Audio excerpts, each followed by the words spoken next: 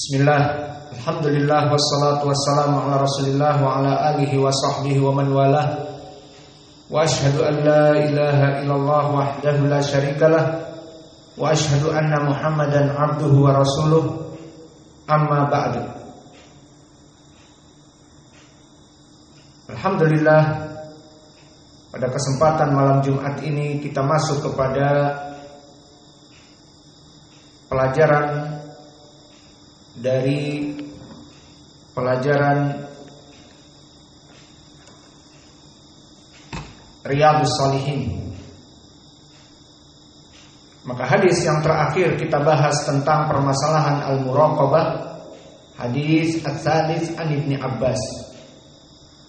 Ihfadillah yahfadka, ihfadillah tajidhu tujahak. Idza sa'alta fas'alillah wa idza ista'anta fasta'in billah. Wa'lam annal ummata law ijtama'at ala an yanfa'uka bi syai' lam yanfa'uka illa bi syai' qad katabahu laka wa in ijtama'u ala an yadurruka bi syai' lam yadurruka illa bi syai' qad katabahu alaik rufi'atil aqlam wa jaffatis suhuf.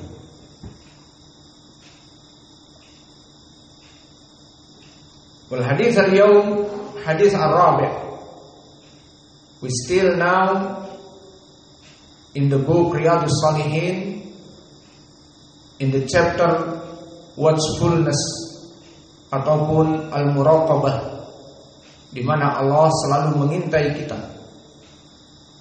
Ar-rabi', the fourth, an Anas radhiyallahu anhu qala innakum la ta'maluna a'malan hiya adaqu fi a'yunikum minasy-sya'r kunna na'udduha ala ahdi Rasulillah sallallahu alaihi wa ala alihi wasallam minal mubiqat, rawahu al-Bukhari wa qala al-mubiqat al-muhlikat. Maka hadis yang keempat dari Anas bin Malik radhiyallahu anhu, the fourth hadis, narrated Anas bin Malik radhiyallahu anhu said, innakum la ta'maluna a'malan, you indulge in bad action, hiya adaku fi a'yunikum minasy-sya'r, so this the bad action which are more insignificant to you than a hair. Kunna na'udduha ala ahdi Rasulillah sallallahu alaihi wasallam minal mubiqat, while we considered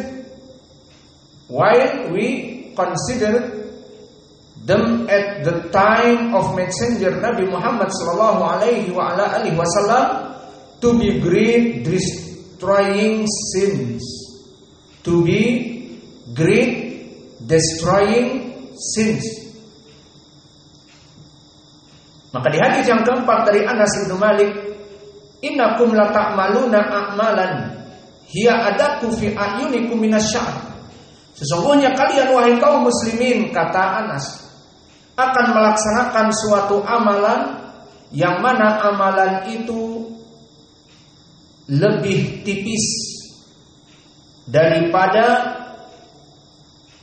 rambut bagi pandangan kalian. Sehingga di zaman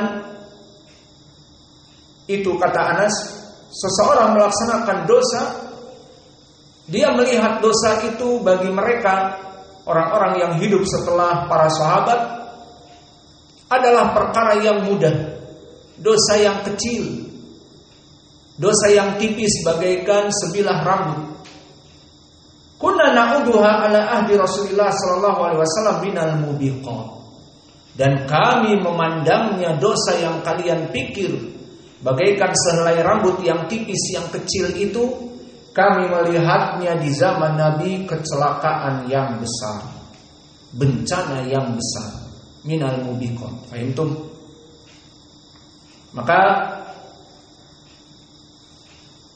hadis ini menunjukkan tentang permasalahan bagaimana orang-orang di zaman now, yang mana mereka sangat bermudah-mudahan dengan perkara dosa-dosa, sehingga mereka melaksanakan dosa menganggapnya kecil. Padahal di sisi Allah atau di sisi para sahabat, dosa itu adalah dosa yang menghancurkan.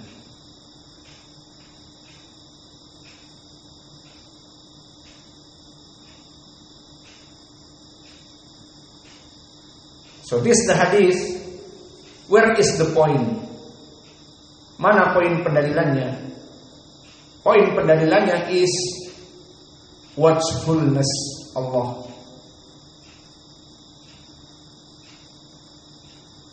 The Sahaba, they seeing the small sins is like the big sin and great destroying sins. But in this time, they seeing is the small sin. But in the Sahaba before, is the great destroying sins. Why? Because the Sahaba and the others, they in the watchfulness of Allah Jalla wa Ala. Karena mereka hidup di zaman Nabi dan mereka merasakan bagaimana Allah mengawasi mereka, sehingga poinnya bukan permasalahan dosa itu kecil ataupun besar, tapi permasalahannya Allah mengintai mereka. Maka bagaimana kita berbuat dosa dan Allah mengetahui kita, itu yang jadi permasalahan. So this the point from this hadith. And beneficial from this hadith, barakallahu fikum,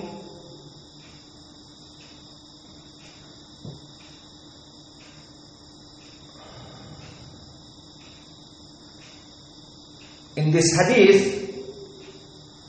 semakin sedikit rasa malu kepada Allah, seseorang akan semakin tidak taat kepadanya.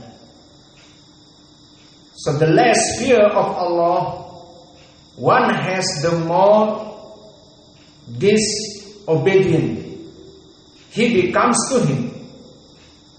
As the fear of Allah decreases, maka ketika rasa takut kepada Allah berkurang, one becomes more bold in committing sins. Ketika rasa takut kepada Allah berkurang, seseorang menjadi lebih berani melakukan dosa.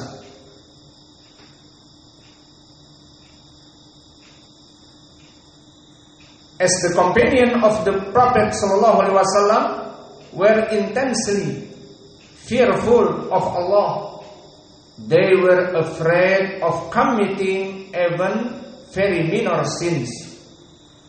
Maka oleh sebab itu para sahabat dulu sangat takut kepada Allah, karena mereka takut melakukan dosa-dosa yang kecil sedikit pun, karena permasalahan Allah selalu mengintai mereka. Allah selalu muraqabah kepada mereka. So this is the point from this hadith.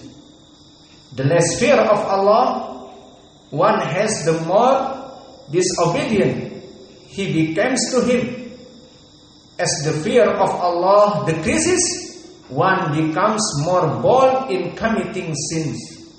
Maka semakin rasa takut kepada Allah itu luntur dan hilang, dan perasaan Allah mengintai mereka itu semakin hilang, maka seseorang akan semakin tidak taat kepada Allah. Sehingga ketika rasa takut kepada Allah berkurang pun, seseorang menjadi lebih berani melakukan dosa. So this why the Sahaba, they very fearful of Allah.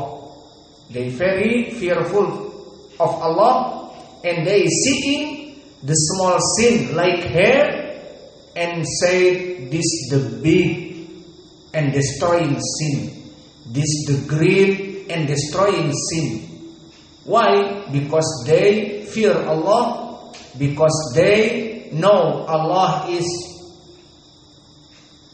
saw him. Allah is watchfulness to them. So this is the point from this hadith. So this hadith, the point here is as-sahaba, they saying the small sin like the great destroying sin.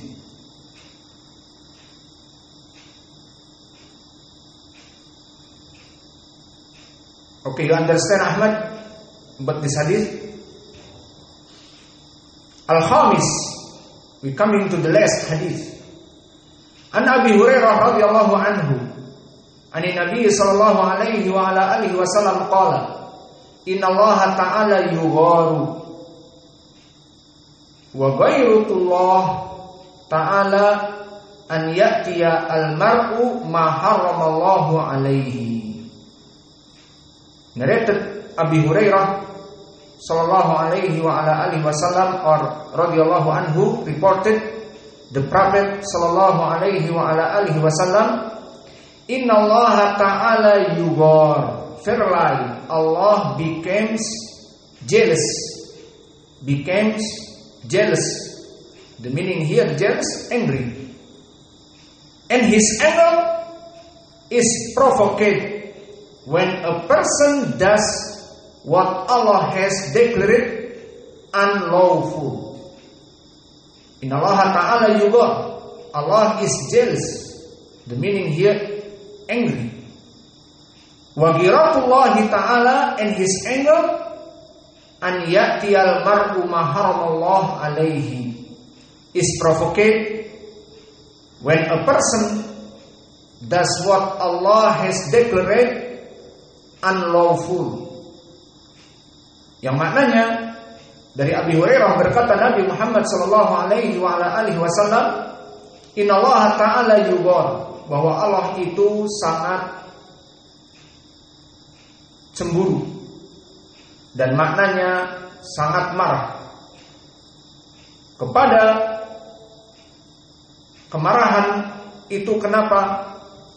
Di mana kemarahan itu dikarenakan seseorang datang dengan melaksanakan dosa kepada Allah.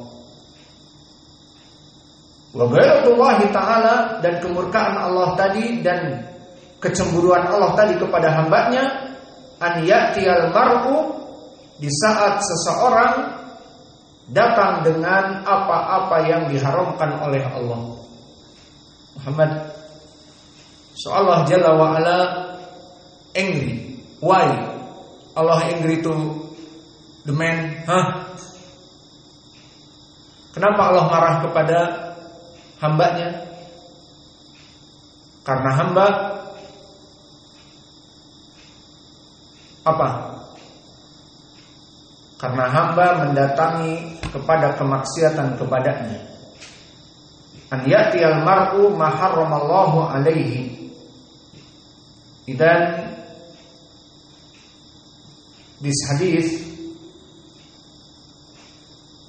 what is the point for the chapter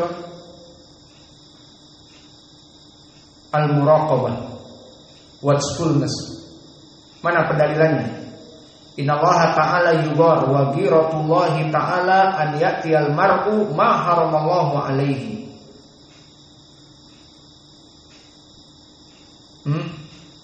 What is the point? What is the point from this hadith to the chapter Muraqabatillah? Nama asma.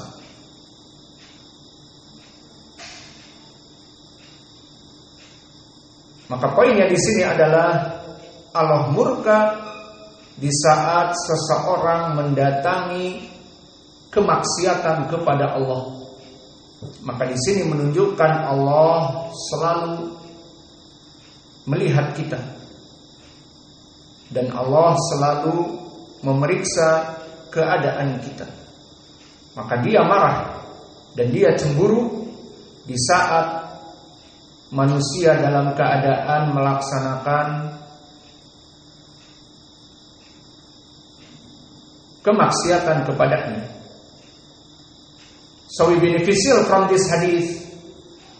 The beneficial from this hadith, commitment of unlawful acts calls for the displeasure and wrath of Allah. Bahwa melakukan tindakan yang melanggar hukum mengundang ketidaksenangan dan kemurkaan Allah. Every commitment of unlawful acts call for the displeasure and wrath of Allah Jalla wa'ala. Semua tindakan yang melanggar hukum menyebabkan kemarahan dan kecemburuan Allah. Maybe this the lesson, mungkin ini yang bisa kita berikan dari pelajaran hari ini. Kita juga merasa capek. Alhamdulillah sudah 3 hari, tinggal 3 hari lagi. Wa naktafi ila huna wa jazakumullahu khairan wa jazakumullahu khairan wa barakallahu fi ilmikum. Subhanakallahumma bihamdika asyhadu an la ilaha illa anta astaghfiruka wa atubu ilaik.